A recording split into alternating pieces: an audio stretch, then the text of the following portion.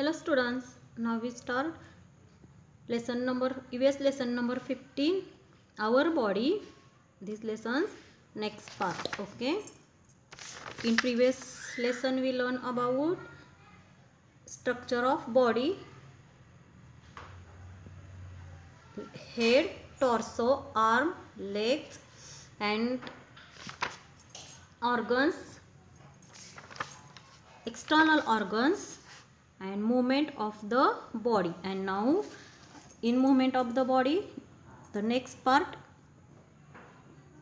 arms. Okay, now we learn about movements of the body. Next part, arms. Okay, we can bend our arms at shoulder, elbow and wrist. आपले arm आपण कधी कसे कोणत्या ह्याच्यामध्ये bend करतो तर shoulder, elbow आणि wrist ह्याच्यामध्ये आपण मनगट, शोल्डर आणि एल्बो ह्याच्यामध्ये आपला हात असतो तो किंवा दंड असतो तो काय हे होत असतो, आर्म आपला बेंड होत असतो. The finger of our hands can bend too आणि आपल्या हाताचे फिंगर्स सुद्धा बेंड होत असतात. That is why we can make fist. We can do many things with our hands. We use hands to write and pick up things. Mother shapes a laddu with her hands. Baby holds the rattle in their hands. बघा, म्हणजे त्याच्यामुळं आपण अनेक प्रकारची कामं करू शकतो. आपण राईट करू शकतो, एखादी वस्तू उचलू शकतो, नंतर आपण तुमच्या आई लाडू वगैरे बनवू शकते, नंतर बेबीला वगैरे आपण हातामध्ये धरू शकतो किंवा बेबीसुद्धा त्याच्या हातामध्ये एखादं खेळणं पकडू शकतं. आपल्याला ज्या काही वस्तू पकडायच्या असतात त्या आपण हातामुळे होल्ड करू शकतो. ओके, नंतर नेक्स्ट आहे बघा waste. The next point is waist. Waist म्हणजे कंबर. We can bend our torso only at the waist. आपण आपलं शरीर कमरेमध्ये वाकवू शकतो. We can bend forward at the waist. That makes it easier for us to many things. We can pick up things from the floor, tie our shoelace and play games too. म्हणजे आपण आपलं शरीर कमरेमध्ये bend होत असल्यामुळं काय होतं, आपल्याला भरपूर कामं करणं सोपं जातं. आपण पुढे हे होतं, पुढच्या बाजूला आपण फॉरवर्डला काय होतं, वाकत असतो.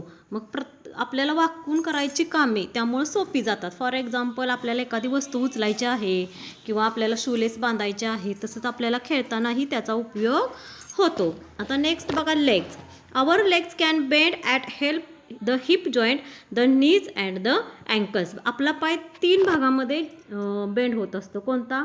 पहिल्यांदा मुख्य म्हणजे आपला पाय हा खुब्याशी जॉईंट असतो. हिप जॉईंट म्हणजे खुब्याशी जोडलेला असतो. त्याचप्रमाणे नीमध्ये आणि अँकलमध्ये काय होत असतो, इथं आपल्याला या पिक्चरमध्ये दिसतंय बघा की कसा बेंड होत असतो नीमध्ये, नंतर घोट्यामध्ये वगैरे. ओके,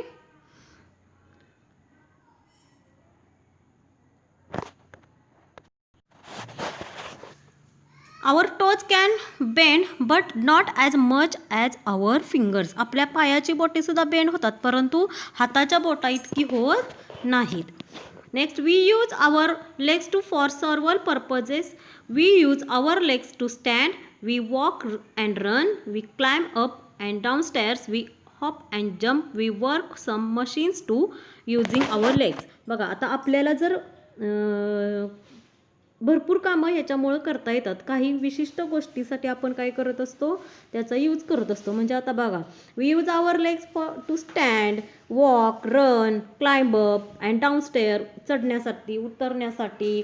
नंतर आपण उड्या मारू शकतो आणि नंतर मशीनवर वगैरे कामंसुद्धा करू शकतो. ओके,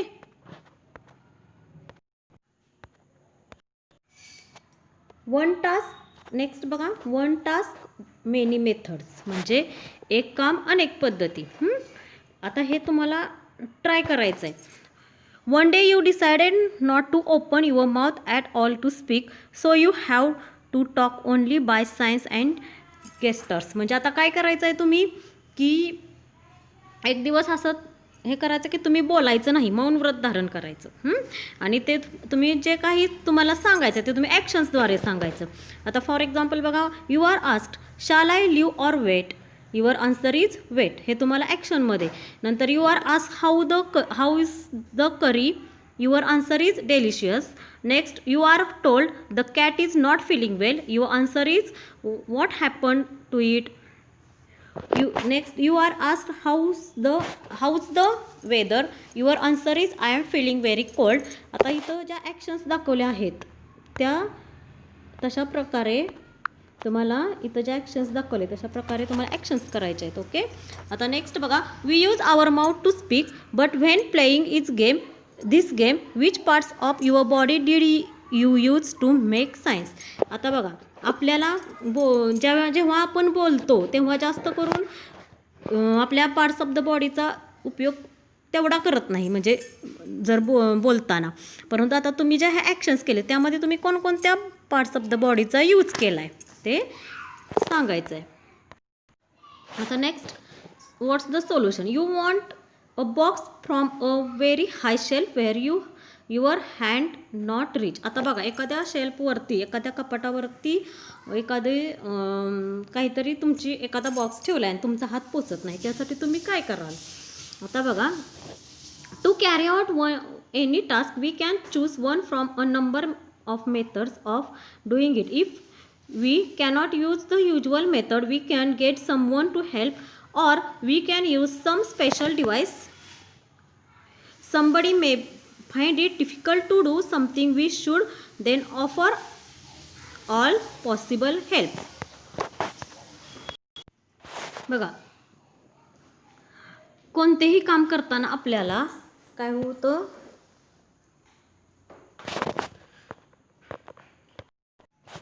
बघा, एखादे काम करताना आपल्याला वेगवेगळ्या पद्धतीची निवड करता येते आणि नेहमीच्या पद्धतीने जर काम होत नसेल तर आपण काय करतो, इतरांची मदत घेतो.